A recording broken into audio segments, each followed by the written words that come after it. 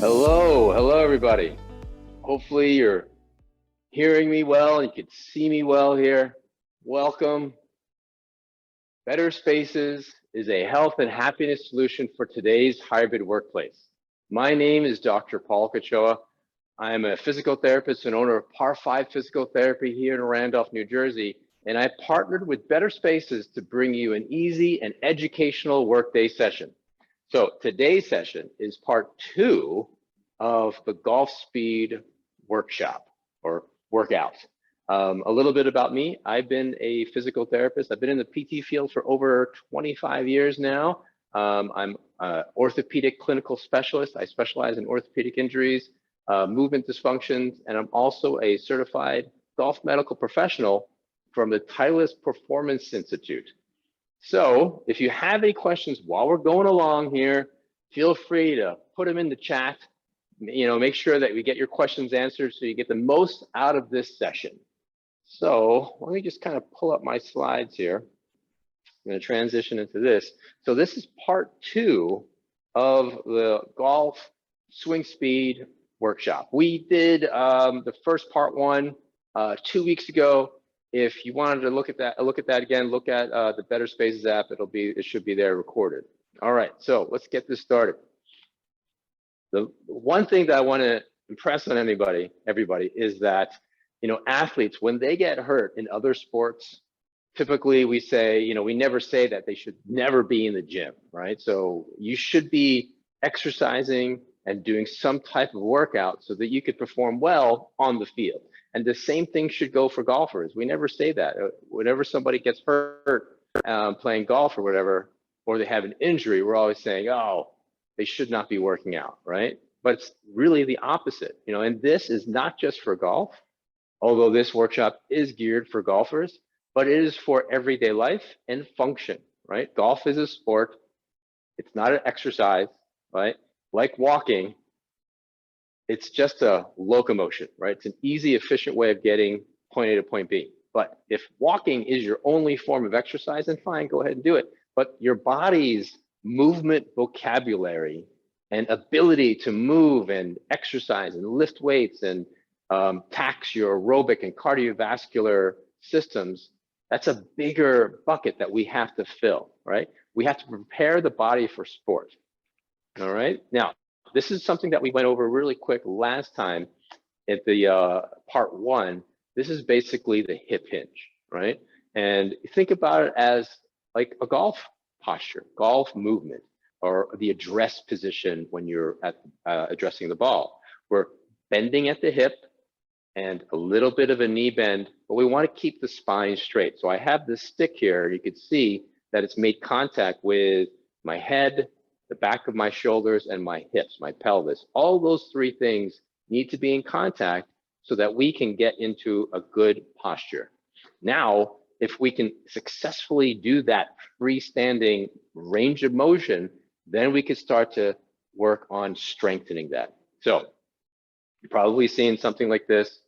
This is pictures of Brooks Koepka, which I think I just heard today that he has committed to the LIV golf tour out in Saudi Arabia. But anyway, this is his workout program. He's lifting weights. He's doing these heavy lifts. And then we also have Rory McIlroy, right? And he does heavy things in the gym too. Does that apply to everybody? No, right? The needs of the geriatric couch potato to the elite athlete vary only in degree, not by kind, which means that the movements that we're going to go to today, you can do them with a lightweight, you can do them with a heavyweight, you can do them with like a 400-pound weight, doesn't matter. But the movements are inherent to moving properly, having functional command of our entire body, and moving fast. So here's our hip hinge picture. If we kind of take this and extrapolate that, we can go into what we call the kettlebell deadlift. I'm going to kind of rack this out here so we could see.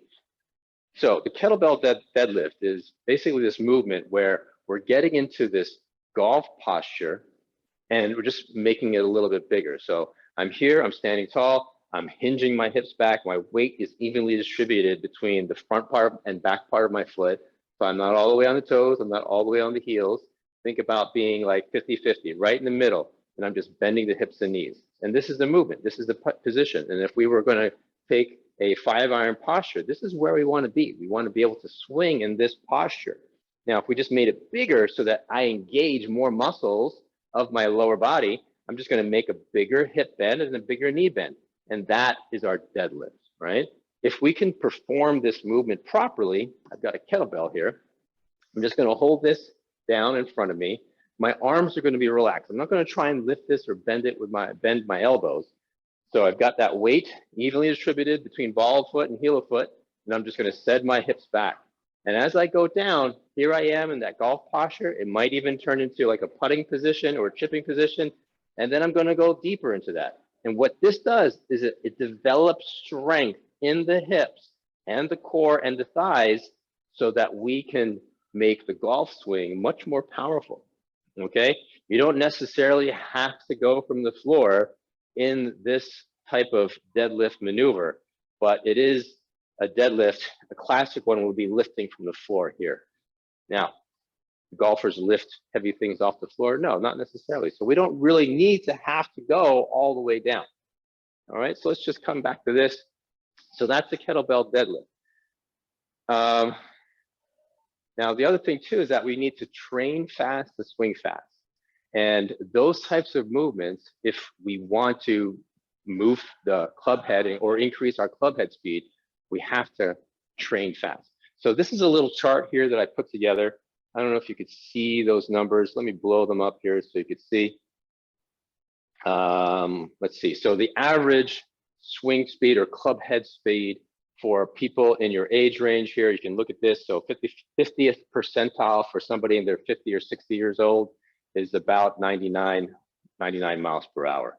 And you could see on this chart, where do you fall? If you've measured your swing speed, this is where we want to be. You want to be at least a 50 percentile or higher. And the speed does fall as we age. And there's a lot of different factors. It can be equipment.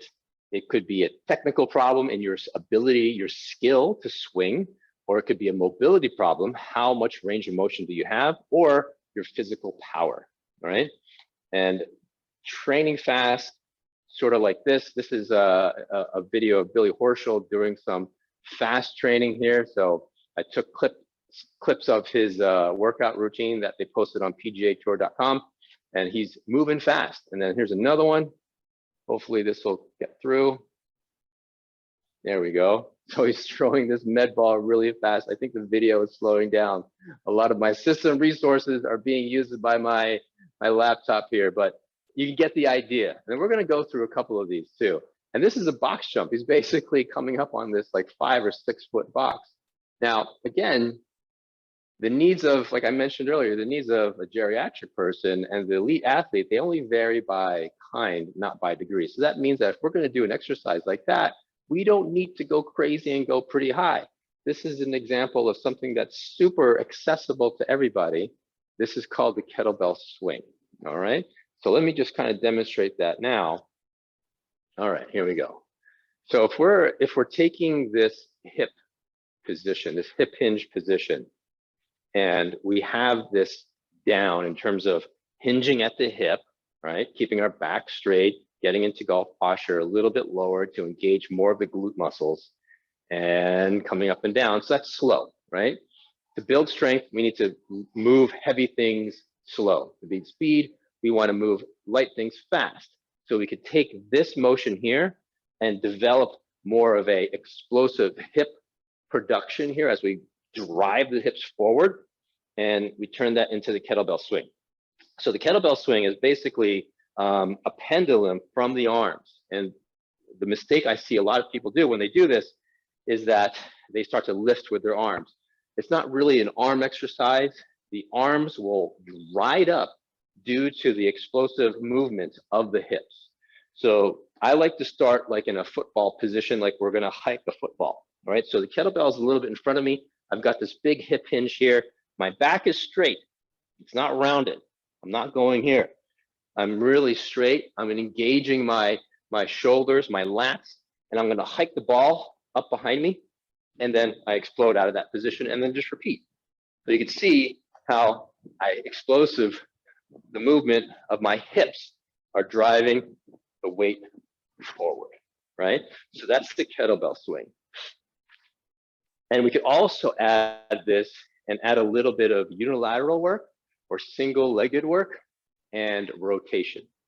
So that was a swing that was like down midline. So if I show you from the front, we're gonna start here and then just kind of swing it forward.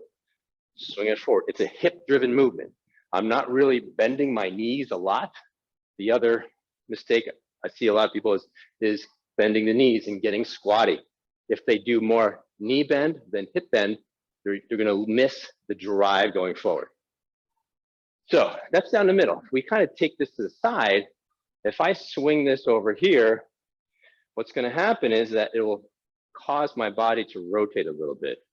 And I've got most of my weight here on my right leg. I'm just toe touching on my left.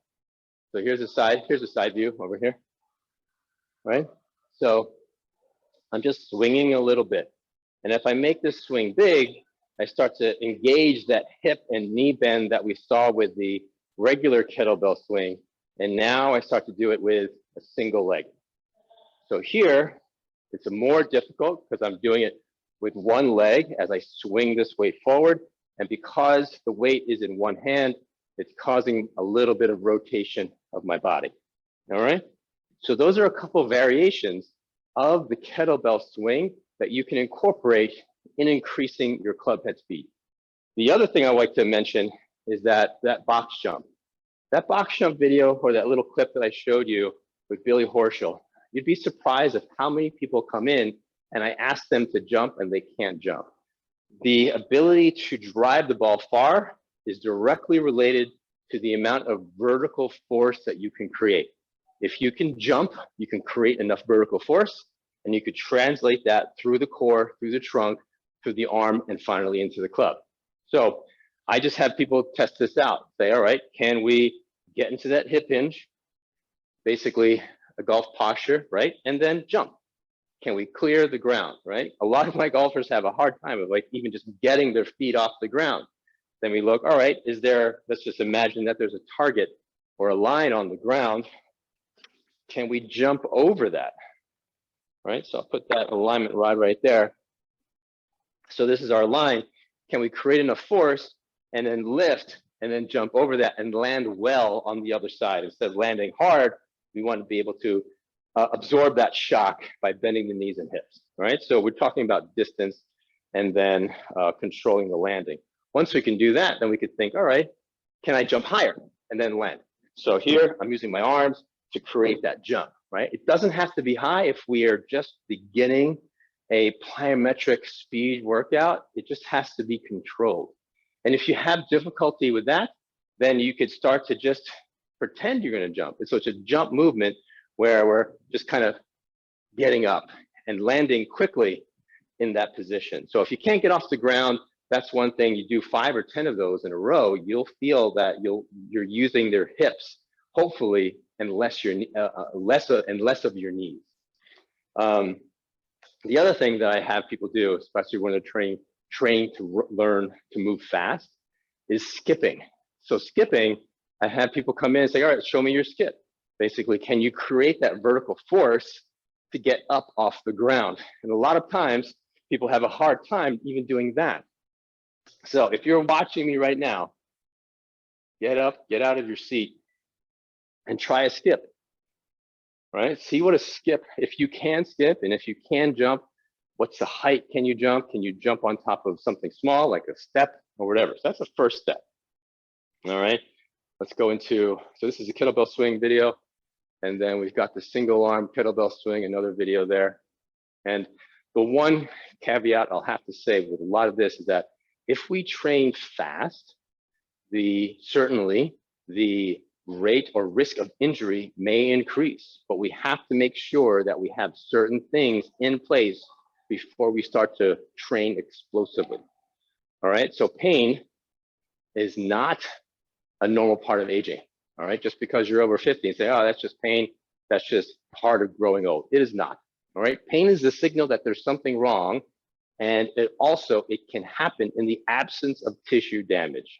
So there could be nothing wrong with you, and you'll still experience pain because of some other factors. And there's way too many to kind of get into in this short amount of time. But let me know if you're having any issues, because pain is something that you should not be relegated to living with.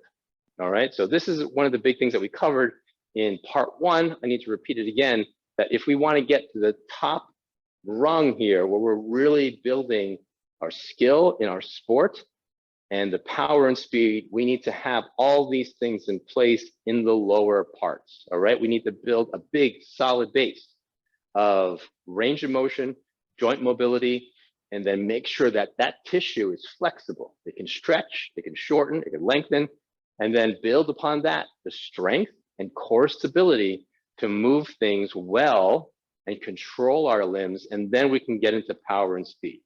So the little things that we did today was a little intro into some examples that you can include in your workout routine, but make sure that you get an assessment to make sure that you have all these lower parts filled in before you get to the top.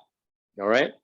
A couple more things that, again, if you went to my part 1, I'm going to harp on this because the body functions on this alternating pattern of stability and mobility. So if this pattern is disrupted, pain or injury is the result. So if you're moving around and you're like, oh, I have this knee pain or I have this back pain, look at how it's moving. If your knee is not doing what it should be because it's supposed to be stable, or your back is not doing what it should be because it be stable, look at the other joints right next to it. Typically, if there's a knee problem, it's because the ankle is not mobile or the hip is not mobile. If it's a back problem, that might be because your hips aren't mobile or your thoracic spine, your T-spine isn't mobile. All right. So for golfers, with the movement, without a lot of rotation and the force that we put into the swing, we want to make sure that those hips are as flexible as possible. They have a lot of range of motion.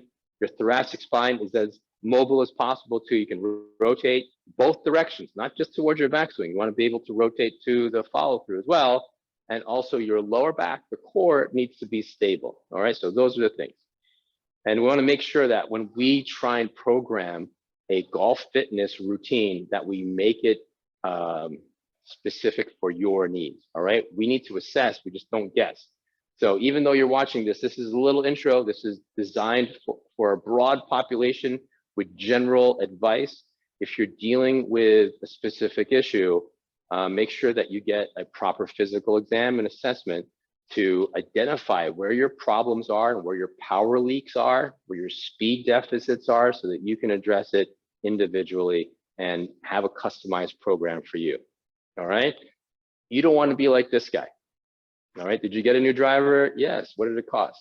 $500 and no improvement in my game.